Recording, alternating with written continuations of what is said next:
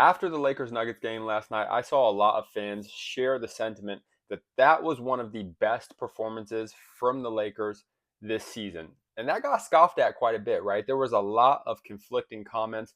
People who were Denver fans, people who were just outright Lakers haters, we know there's a lot of them, saying that, oh man, how could that be the case when Denver had three or four of their rotation guys out of the lineup? If that's one of your best performances, then you guys really got some trouble. And to that, I say, you're not wrong, right? But right now, as a Lakers fan who has watched maybe 95% of their games, right, you got to find hope where you can find hope, right? And these last two games have been very promising, and it feels like they have pieced together at least some semblance of, you know, playing hard, effort, structure, chemistry, continuity in their offense, consistent effort, but specifically on the defensive end of the floor. The coaching staff has mixed up lineups more, and we saw a lot of that stuff come to fruition in that game, right? So the Lakers playing one of their best games of the season wasn't so much about the opponent, but it was about the process, right? And Denver is a team who at least has shown since Joker has been out to be able to sustain a pretty high level of play. They've beaten a lot of good teams. They've won at a pretty high level since Joker's been out. So even though they're missing their best guy, they're missing some rotation guys, they're still a team with very good coaching, right? Their coaching staff is awesome. They're a team with very good habits, which is so important, right? Their consistency is there, their continuity is there. As a team, right? They're just put together really well, and they do a lot of things good, right? They're one of those teams who's extremely consistent, right, and does the little things. So with that being said, when you beat a team like that, and you beat a team like that the way the Lakers did last night, it's promising for fans because of what we saw. So let me go through what I saw and what I took away from that game. One, that is maybe the most dynamic Luka Doncic has looked all season in terms of the way he was being so aggressive and intentional at getting downhill, getting by guys, and actually having some pop in his step, right? Like there's been a lot of games this season where Luka has, continued to get to his spots, continued to score, do his thing, but the manner in which he did it has been much slower paced. It has been much more methodical. It's been him more taking the air out of the ball, right? Like his decision making was blazing last night, right? It was I'm getting the ball, I'm going downhill, I'm getting to my spots, right? It was very direct, it was very aggressive, it was very, I'm putting my body on you and I'm being, the assertive, great scorer, great playmaker that I am.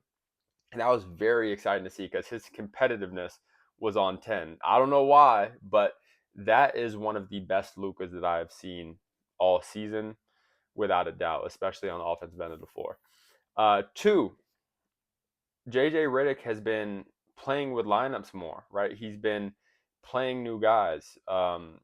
Drew Timmy obviously has been, another Lakers fan dream, a guy that we kind of, love because he's just another one of these guys who you find who plays meaningful minutes and plays the right way, right? I think if there's one thing that we can take away from the Drew Timmy minutes over the last three games is that he's a very high IQ player. He's a guy who is going to put himself in positions to be successful and for his team to be successful, right? So even though he's not known to be a great defender, he at the very least is going to be at the right spot of the court in position on the defensive end of the floor. He's going to defensive rebound his butt off.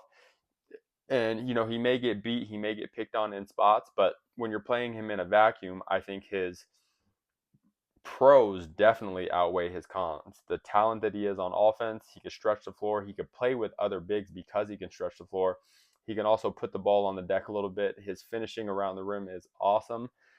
He has been a sight for sore eyes because I think we've just needed consistency in the form of high IQ basketball, right? Being in the right spot at the right time, especially for a team that's just not going to out athleticism anybody.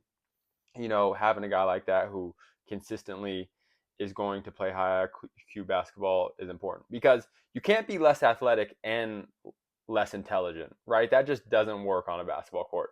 Now, your IQ can make up for a lot of things if you have an high IQ, But if you're not thinking the game at a high level, and in addition to that, you're slower than everybody else, it's a recipe for disaster. So a guy like Drew Timme who thinks the game at a high level puts himself in position to be successful as a role player, right? A guy who can really play off of his teammates because he's grown in a funnel of great basketball coming through Gonzaga, and he just knows how to play the game the right way. Is awesome. I think he played maybe like 11, 12 minutes last night, but he had like 9 points, 5 rebounds, right? Like very, very impactful minutes. You could feel him when he was on the court, and he definitely made an impact. So circling back, right? It's been awesome to see the coaching staff mix in some of these two-way guys, some of these guys who haven't been in the rotation more consistently, and get value from them. To be honest with you, that's something that I think a lot of us Lakers fans have been asking for a while now.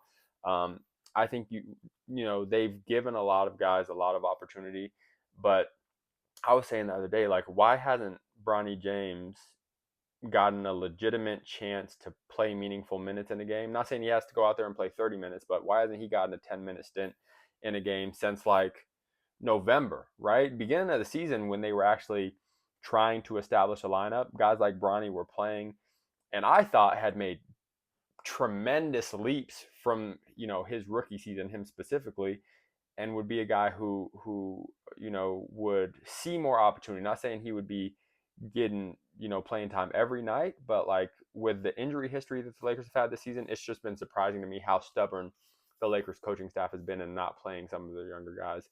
And it's been frustrating, right? It's been frustrating because now all of a sudden you got a guy like Drew who you bring in on a two-way like a month ago, finally getting some minutes and being productive, right? And being very productive. And I think that could have happened a lot sooner. So, two, that has been what's been exciting. The coaching staff starting to play with lineups more. Drew Timme has been a sight for sore eyes, just because he plays basketball the right way. He plays with a high IQ. And anytime you pair high IQs, good things happen, right? So you got high IQs in the form of Luka, at least on the offensive end of the floor. There are some spots where I question Luka's IQ at times.